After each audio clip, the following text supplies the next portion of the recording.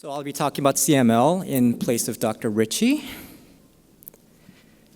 So in CML, we've been very fortunate. There's a lot of options in CML that is available that were not available about 20 years ago. So there are many tyrosine kinase inhibitors that have been approved for CML, and this table is a summary of some of the data for first-line use in various tyrosine kinase inhibitors.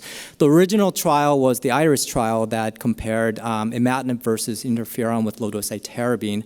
And among the key endpoints, there were clearly benefit of reaching a major molecular response at 12 months, and median follow-up of 11 years.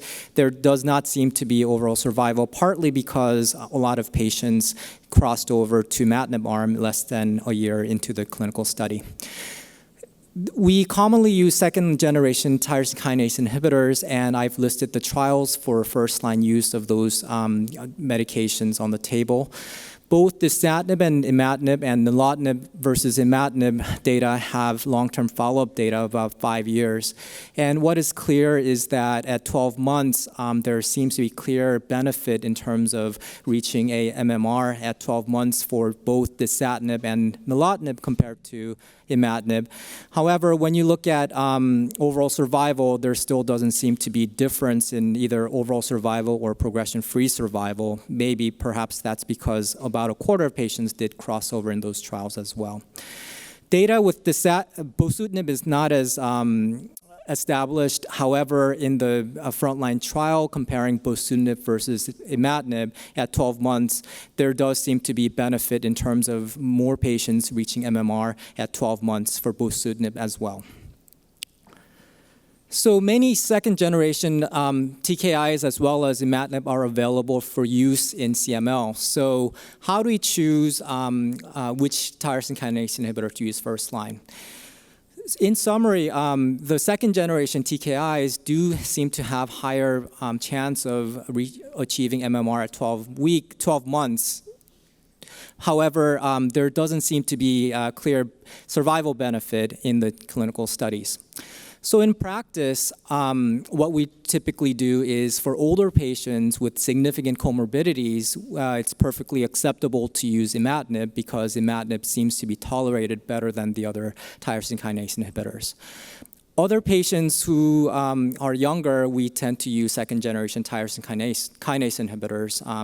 And among Bosutinib, Dasatinib, and Nilotinib, generally speaking, there are different side effect profiles, and we may choose a TKI based on patients' baseline comorbidities. So for example, if a patient has baseline cardiovascular disease, then you might prefer Dasatinib or Bosutinib. And if a patient has baseline lung disease or a history of pleural effusion, then you may want to utilize Nilotinib or Bosutinib. And if patient has significant GI comorbidities, you may consider using Dasatinib or Nilotinib, not Bosutinib, because Bosutinib is associated with significant rates of diarrhea. Of course, in this day and age, none of these agents have been compared head-to-head, so insurance companies are more and more dictating which therapy we use first line. So insurance as well as patient copay may dictate which one of these therapies we utilize for first-line therapy for CML. For monitoring, we recommend what's established is that we can measure the BCR-ABL with quantitative PCR. And there is an international scale which standardizes the measurements. So recommendation is to use a laboratory that utilizes international scale so that you have comparable measurements for BCR-ABL. Patients with CML should be monitored with PCR for BCR-ABL every 3 months or so, and there's various response criteria that we use in CML. Complete hematologic response means that patients have normal CBC essentially, and with a resolution of splenomegaly. Complete cytogenetic response means that at FISH there is no cytogenetic abnormalities, obviously. And there are other molecular responses based on the PCR. Early molecular response is defined as having less than 10% BCR-ABL transcript level at 3 and 6 months, while major molecular response is defined as having transcript level below 0.1% if you are using international scale, or at least 3 log reduction from baseline if international scale is not available. Complete molecular response is where you don't have detectable transcript levels, and the sensitivity depends on the laboratory you use. General treatment, accepted treatment goal for CML patients is having complete cytogenetic response by 12 months, defined by less than 1% of transcript level.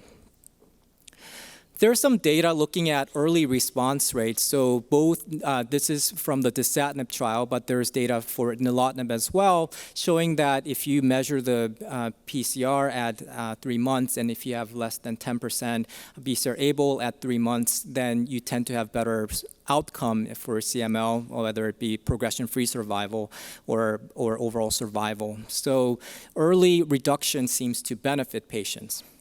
The problem with this data is that if you look at patients who reach complete cytogenetic response, whether it be Imatinib or Dasatinib or Nilotinib, patients seems to do just as well if you are able to reach complete cytogenetic response at 12 months. So on the left is event-free survival, and the right is overall survival for patients who have been treated with Imatinib as well as Dasatinib and Nilotinib. And there seems to be clear benefit of achieving a complete cytogenetic response at 12 months at 1 year. So that's why this is the generally accepted treatment goal.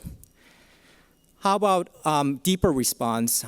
So in this same paper, they looked at patients who reach complete cytogenetic response, and they looked at patients who were able to achieve MMR at the same time point. And if you actually look at the patients with complete cytogenetic response and compare against patients who had MMR versus who didn't, the progression-free survival and overall survival doesn't seem to there does not seem to be a difference. So reaching MMR may be helpful because it may predict that you may be more likelihood of deeper molecular response, which may be relevant if you want to stop the TKI. However, in terms of progression-free survival and overall survival, reaching complete cytogenetic response at 12 months seems to be good enough for patients. Also, one thing to note also is that this is from both Nilotinib and Dasatinib trials. There seems to be a difference in terms of reaching MMR for both groups of patients, about 40% at 1 year. However, if you look at long-term follow-up data for both of these patients who are on both of the drugs, by 5 years, the rates of MMR reach about more than 70%. So even if patients do not reach MMR at 12 months, if you stay on the drug longer, more patients seem to benefit from the tyrosine kinase inhibitors. So the problem with CML is that some patients do not respond, and when do we consider switching therapies given that there's many tyrosine kinase inhibitors available? In terms of Imatinib, what is known so far is that if you have suboptimal response at 3 months, if you, instead of dose escalating Imatinib to higher dose, switching to Nilotinib at that point seems to lead to higher rates of molecular response in that instance. However, what is unknown is actually when the optimal timing of switching to an alternate TKI. Like we discussed, even for patients who are not achieving a fast early response, eventually more patients may respond to TKI. So when is the next optimal time to switch tyrosine kinase inhibitors if you have suboptimal response is not known. Of course, patients may develop resistance mutations, and if you look at the long-term data, about close to 10% of patients may develop resistant mutations, acquired mutations to the ABL kinase domain in Nilotinib and Dasatinib, as well as Imatinib. So if you have suboptimal response and you test for tyrosine kinase domain mutations, and if you have acquired mutations, then you should switch accordingly based on resistant mutations. What is known also is that if you have a patient with stable disease, if you have rising BCR-ABL transcript, that is associated with acquiring mutations. So after you monitor patients, if they have a rising transcript level, then you should test for acquired mutations in the kinase domain. This is a summary of some of the efficacy data in second line and beyond. And what is known is that there's all of the second generation TKIs as well as ponatinib have activity after imatinib. And for imatinib failure patients, for dasatinib and nilotinib, there is a response rate of about 40–50% after you have suboptimal response or refractory to imatinib. Bosutinib data looked at, the trial looked at patients who've had imatinib plus either nilotinib or dasatinib, and major cytogenetic response rate seems to be about 40% with 4-year survival of 78%. Like I mentioned, major side effect of bosutinib tend to be diarrhea. About 83% of patients with bosutinib have some sort of diarrhea as well as nausea and vomiting.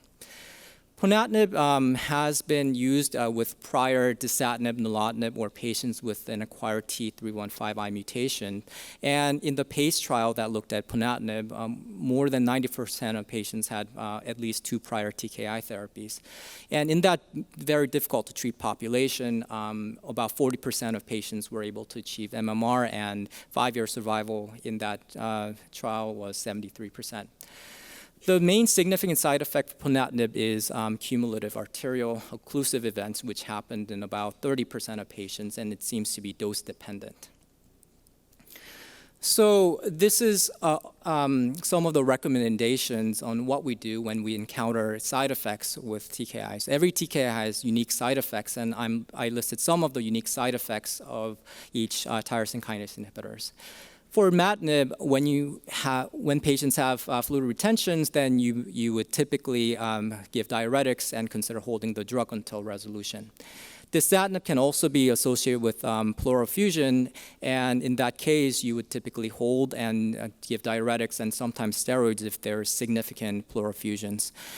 Dasatinib is also associated with pulmonary arterial hypertension, and it's usually reversible, so you should discontinue dasatinib if patients develop pulmonary arterial hypertension. The black box warning with nilotinib is QT prolongation, so patients should have a baseline EKG, and also after initiation of nilotinib, patients have routine monitoring of EKG to make sure they do not have a prolonged QTc. Nilotinib has also been associated with cardiovascular events, so patients should be optimized in terms of cardiovascular risk factors. Bosutinib is associated with diarrhea, but most of the diarrhea is mild, so they can be supported with antidiarrheal medicines. However, if patient has grade 3 or higher, defined as more than 7 diarrhea episodes over baseline, then you should hold bosutinib. And ponatinib, like I mentioned, is associated with cardiovascular events, and it seems to be dose dependent. So for patients on ponatinib, their cardiovascular risk should be optimized, and low dose aspirin should be considered. So given all this potential side effects, there is an interest in stopping TKIs. And if you have optimal response to the tyrosine kinase inhibitors, there have been many trials looking at stopping tyrosine kinase inhibitors. Typically, all of these trials require a deep molecular response, at least less than 0.01% by transcript level for at least 1 or 2 years. And what is known is that for any one of the TKIs, the treatment-free remission rate seems to be about 40–60%, depending on the clinical studies. These are from some of the trials, and if you look at the left, which is from one of the European studies where they stopped TKIs, the recurrence of molecular recurrence typically happens by about 6 months since discontinuation of the TKI. And similar is true for nilotinib as well. So if patients stop TKI, then what is recommended is that in the trials, having a deep molecular response for longer was associated with sustained treatment-free remission. And in the EuroSky study, having a response at least below 0.01% for 3 years was associated with a higher chance of sustaining treatment-free remission. Current recommendation is that patients should have stable molecular response of at least less than 0.01% for at least 2 years, as documented by several PCR measurements before considering going off of the TKI. And once they discontinue TKI, then it is very important that they need monthly monitoring for the first year or so, because most of the recurrences occur within the first 6 months or so. And once there is molecular recurrence, then it is very important to promptly resume TKI and continue measuring molecular monitoring every 4 weeks until MMR is reached again. And for patients who do not achieve MMR, then you should check the ABL kinase domain mutations. One thing that I wanted to briefly touch upon for CML patients is pregnancy. The CML TKIs may cross the placental barrier, and all patients are advised to practice effective contraception when on TKIs. However, contraceptive methods are not perfect, so some patients intentionally or unintentionally become pregnant. If patient becomes pregnant, there's not a lot of data because patients are recommended to be on contraceptive medications. But one case series looking at pregnancy patients, about most patients who are pregnant with CML, even if they had MMR, lose MMR. However, throughout the pregnancy, very few of the patients tend to lose hematologic response. Their transcript levels, even if they had MMR before being pregnant, does rise, and the peak seems to be about 6.8% at 32 weeks. The current standard, in this experience, they used interferon with some control, and there were healthy babies born. However, some of the babies had birth defects, ventricular septal defect, and diaphragmatic hernia. And all of the patients who had MMR 4.0 or better reestablished response after delivery of the baby when they resumed tyrosine kinase inhibitors. So currently, what we do in practice is that if patients are pregnant, then we obviously discontinue the tyrosine kinase inhibitors, and various supportive measures have been used, such as interferon hydroxyurea. If the white blood cell is really high, leukapheresis can be used as temporary control, and aspirin can be used if patients has thrombocytosis. One recent abstract from EHA this year looked at what happens in patients who are pregnant on tyrosine kinase inhibitors, and this is from a collected data from the European Leukemia Net Registry. And in this abstract, patients, they looked at 305 pregnancies, not people, but pregnancies on TKI. And about 77% of patients did keep their pregnancy into labor. About 14% induced abortion, and 7% had spontaneous abortion. What was kind of interesting was that 71% of patients were on TKI after being pregnant, and they were usually stopped in 4 to 5 weeks or so. And some of the pregnancies were treated during second and third trimester. And in some rare cases, Imatinib was continued throughout the pregnancy. What was interesting about this abstract was that the congenital abnormality rate was low. It was occurred in about 2% of patients. However, there may be significant congenital defects such as polydactyly, hypospadias, unclosed foramen ovale, or septal defects. So I'm not here to advocate that patients get pregnant on TKIs. However, there's some data suggesting that if patients are pregnant, especially second and third trimester, if they're discovered CMLs in second and third trimester, it may be safe to continue TKI in certain instances. So some of the take-home points for CML are there are many tyrosine kinase inhibitors available for CML.